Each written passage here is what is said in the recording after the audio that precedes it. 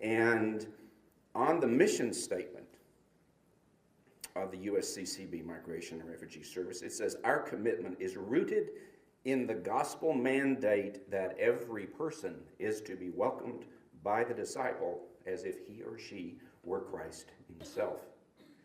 We are the people that meet the stranger at the airport and help them set up their household and enroll their kids in school and get their Social Security card. So we work with very specific populations. So the refugee is someone that has crossed an international border and can no longer go back home. So, and there are two other agencies I'll just mention quickly. Lutheran Social Services has an office in the Northern Virginia area, and the Ethiopian Community Development Council. There are 9 national agencies that do this work across the country, and Catholic Charities is the largest. At our agency, we have people, our staff is multinational. We speak many languages, many different faiths, but we all work to the standards of human dignity and solidarity that Father Edlison discussed. And hospitality is very ancient.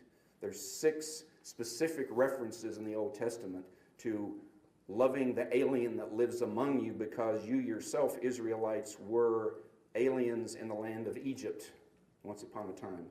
Treat the aliens among you better than you were treated.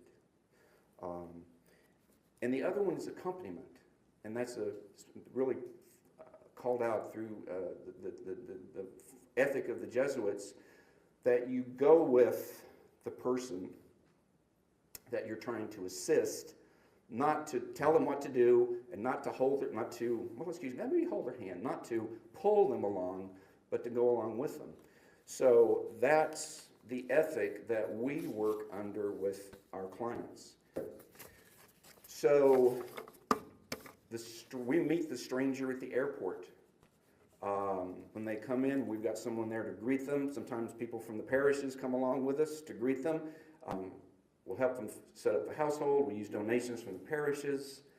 Everybody gets new bedding. Most people get new pots and pans. They might get a used dresser or a used couch, but we give them as nice of things, again, because of that human dignity, and also made possible by the generosity of the parishes. So there's a 90-day period that the State Department contracts with these organizations, the reception and placement period that gets them settled. And then the federal government also provides money to the Virginia Office of Newcomer Services for, let's call them accompaniment services, because we can move along with those clients for 5 years. What's 5 years? That's when you become a citizen, right? So we can help them try to get back in their professional fields. We have we have engineers and lawyers and doctors and nurses and pharmacists, and help them orient them to the health insurance system. We have a diaper program. Our clients can come get diapers every month, and when they have a new baby, we give them a new diaper bag, all provided by donations. We have specialists that help them with school enrichment, SAT prep, college prep, field trips, STEM workshops. We had a soccer picnic about 2 months ago, and that was a blast. Everyone loves that.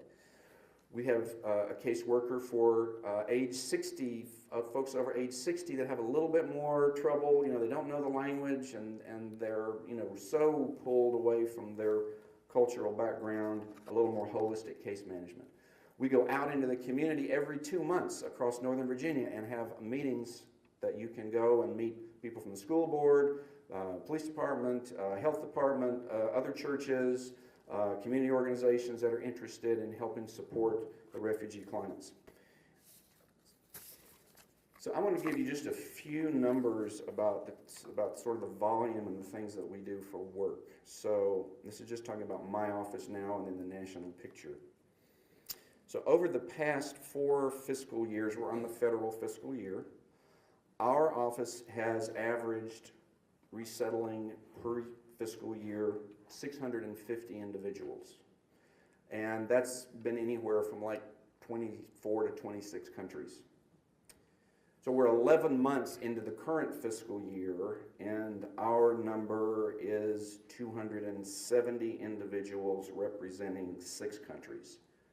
Most, actually 90%, usually about 60-70% with the Afghan and Iraqi SIVs. In previous years it's 90%, almost 90% this year. But 656 to 270 right now, and Lutheran Social Services about the same size organization. They're in the same numbers.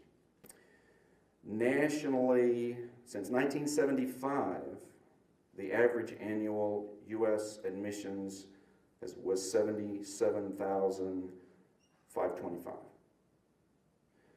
For fiscal year 17, this fiscal year, the presidential determination for admissions was set at 45,000 individuals. 11 months in, nationally, we are at 19,900 admissions. Now that's the refugee that crossed the international border, okay? Let's talk real quickly about the SIVs, the ones that worked with our troops. They actually received more open slots in December 2017, 3,500 more slots. They're not part of that 45,000 refugee number. There are thousands of Iraqis and even more Afghans that are still in the pipeline to be processed, still have made the application, still there, still going through the vetting screening process.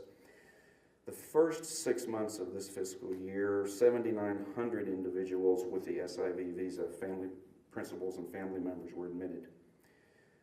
In this last 6 months of the fiscal year, with 2 weeks remaining, only 1,969 have been admitted.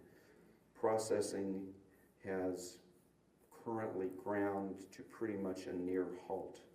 So the majority of the clients that we've been serving since 2014, the SIVs, who I think should actually come in with some types of veterans preference, they're currently just a trickle. So we still have lots of people on our books, all the people from the years past. Love to talk to you about volunteers. I'm not going to take any more time. Perhaps we'll have some more time to dig into some of these other things afterwards. Thank you.